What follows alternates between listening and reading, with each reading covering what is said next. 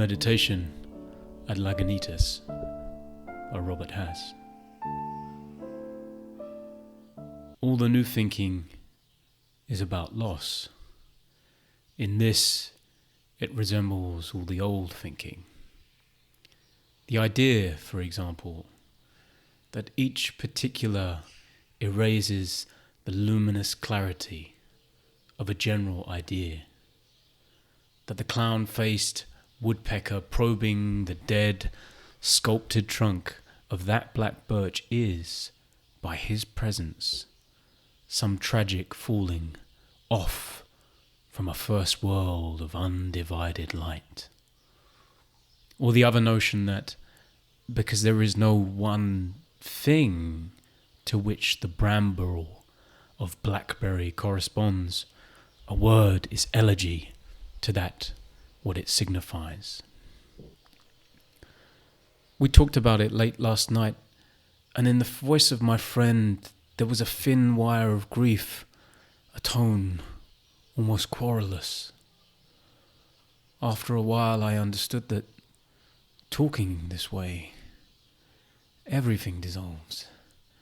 Justice, pine, hair, woman, you and I.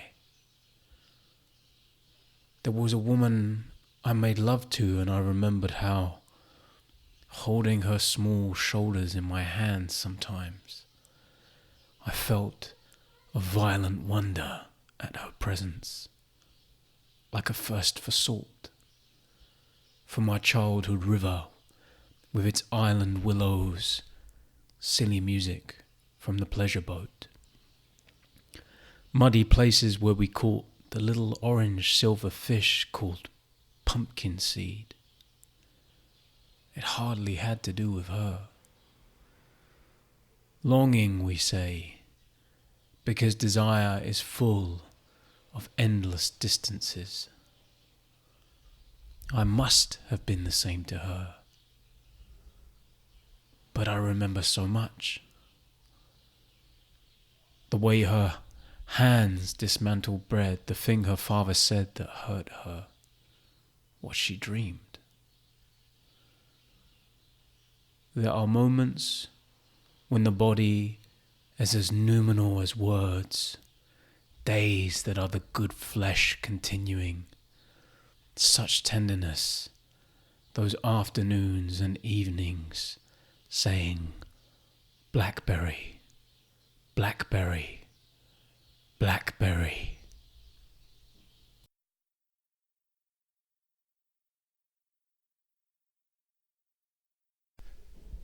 In this poem, The Meditation at Lagunitas by Robert Hass, we're introduced to one of the core ideas of Western intellectual thinking, and it's one that's shared by a lot of Eastern schools as well that originate out of Buddhism.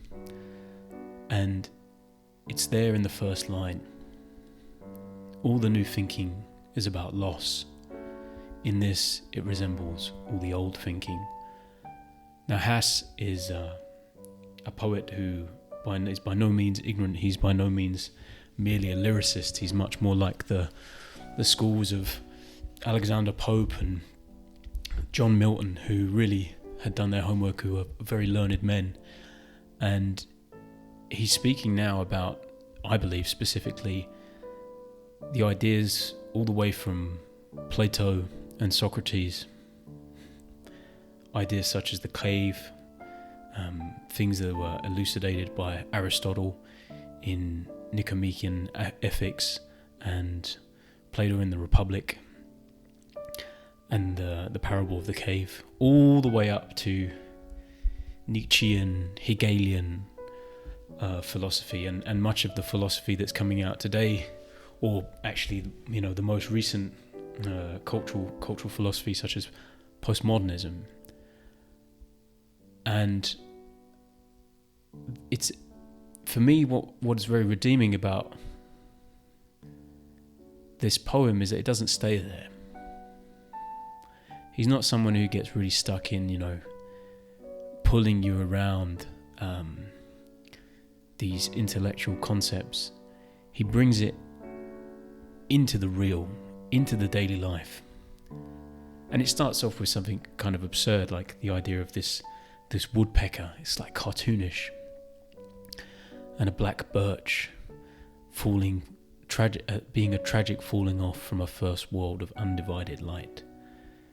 He's really being very playful and farcical with this image, even satirizing the notion that Plato would have come up with, that each word, each concept, each thing exists in a hypernoumenal state, in a perfect state, in another dimension that we mortals don't have access to.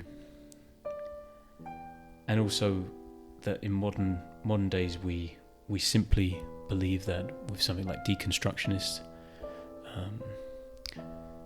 from someone like Derrida, that because of there being no one thing to which the bramble of blackberry corresponds, meaning that because you could point at a video camera and say bramble, and if you kept doing it long enough and you had the right kind of circumstances and conditions, other people would start to call it bramble. That a word isn't intrinsically linked to a thing. That's very obvious from the fact that we have so many different languages on Earth, and everybody calls things by different names. We all call objects by different names. So in this poem, Hass has tackled two of the central tenets of Western philosophical thinking. The most ancient, which is the idea of the noumenal, of something beyond what we have here in front of us, that there is a perfect table somewhere to which the table, by which any one particular table is but a reproduction of a loss from a tragic falling off from a first world of undivided light. Plato believed that there was a perfect table, a perfect woman, a perfect chair, a perfect tree, that all others were a kind of cheap reproduction of. And in the second move, he's taken down, or at least had a good pop at the deconstructionists and the postmodernists, who argue that language is entirely relative and all meaning is relative, because no one word has an intrinsic object to which it corresponds. No one thing can be said to be another. He shares with us his rather vulnerable and slightly uncomfortable interaction he has with a friend. And I've certainly had conversations like this with friends of mine. I've certainly been, I think, the man with the thin wire of grief, a tone almost querulous.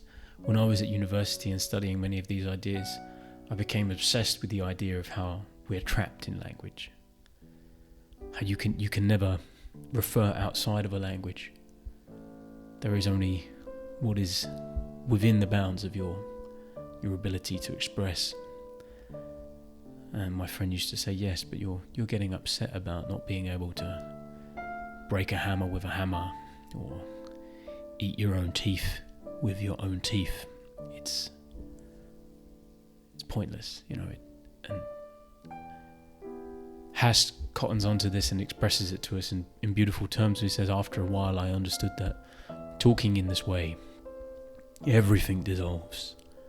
Justice, pine, hair, woman, you and I. And there's a sensuousness and a ring of truth, a potent ring of truth to what he says. He's I feel, rallying us not to believe in or fall for the lie that language is somehow flawed, and that the world we live in is undivine, that there's no truth,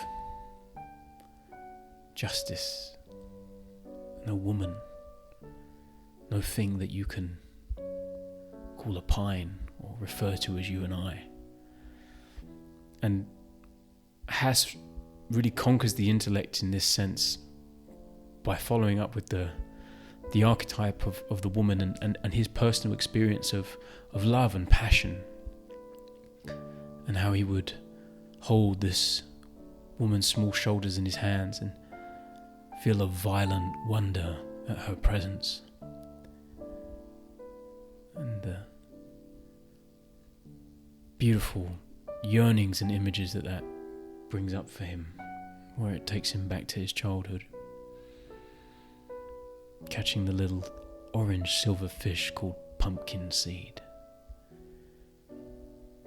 as if fish are in any way like pumpkin seeds. So I think what Hass has done in this poem is really, he's made his mind up about intellectual masturbation in a way. He's decided that a lot of Western thinking is no more than that. Just a rigmarole that breaks things down until they have no meaning. And he returns to the sensuous and the world of the body, the corporeal. And it's a much more reciprocal world, although in doing so he has to confront the true nature of loss and the true nature of the world, which is desire and longing and distance. That even though he felt this way for this one woman who he once used to make love to, they're now apart, and though it must have been the same for her, it's nothing to do with her, and he is nothing to do with what is going on in her complex world. It's something far deeper than that, something far beyond that. And Hass reconciles himself to this feeling of loss by the fact that even in this strange world, even in this perhaps misfiring of his mind and imagination and emotion, there are some things that stay inscrutably, implacably significant for him. I remember so much the way her hands dismantled bread, the thing her father said that hurt her, what she dreamed. There are moments when the body is as numinous as words.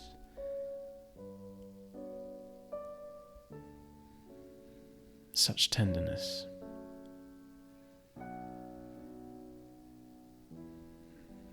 For me, this poem is, at its heart, a hymn of hope.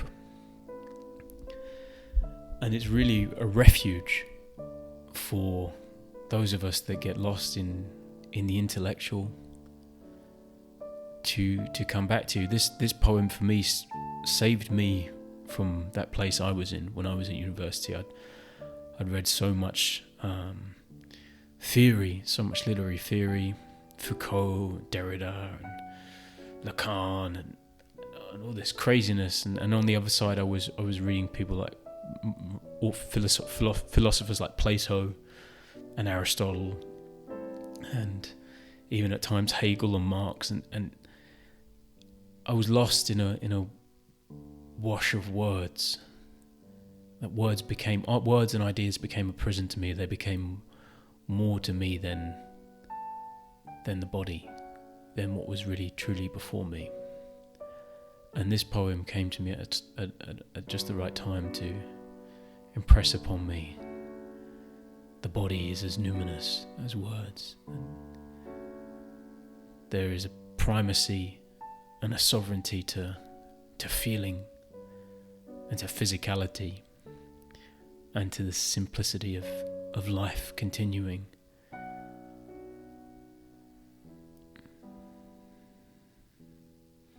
And that even in our pitiful state of loss or having fallen off from this perfect world, we can still experience and give tenderness and feel awe and beauty, and spend our afternoons and evenings saying blackberry.